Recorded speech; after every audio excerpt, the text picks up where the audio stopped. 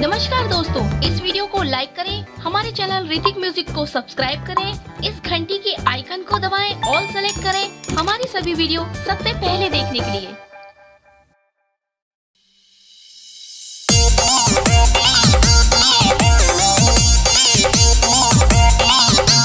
Presented by Hrithik Music, Biharigunj.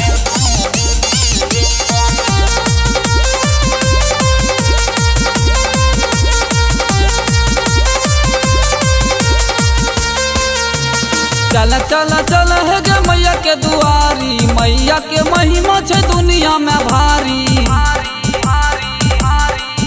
मैया दुर्गा के दर्शन करे बोगे छौरी तोरा मेला देखेबो। मैया दुर्गा के दर्शन करे बोगे छौरी तोरा मेला देखेबो। चल चल चल है गे मैया के दुआरी, मैया के महिमा छे दुनिया में भारी। मैया दुर्गा के दर्शन करे बोगे छौरी तोरा मेला देखेबो। मैया दुर्गा के दर्शन करे बोगे छौरी तोरा मेला देखेबो।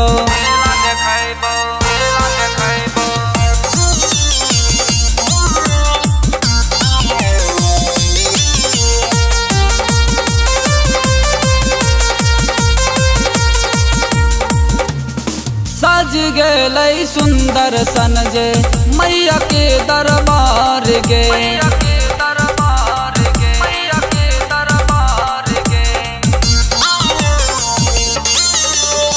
चरणों में जे सब अइलै होई गेलै उधार गे। मैया दुर्गा के गोड़ा बाछुई बोगे छौरी तोरा मेला देखेबो। मैया दुर्गा के गोड़ा बाछुई बोगे छौरी तोरा मेला देखेबो।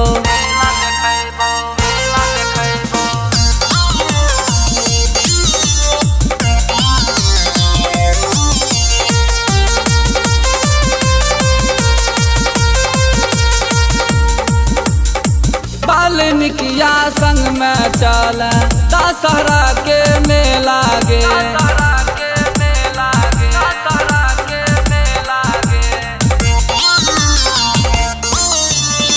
किशुनगंज में होई छै मेला, उरे लमरे लागे। पंकज दिल खुश के संग ले जाए बोगे छौरी तोरा मेला देखेबो।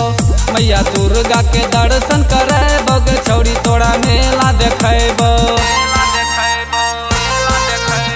चल चल चल है गे मैया के दुआरी, मैया के महिमा छे दुनिया में भारी। मैया दुर्गा के दर्शन करे बोगे छौरी तोरा मेला देखेबो। मैया दुर्गा के दर्शन करे बोगे छौरी तोरा मेला देखेबो।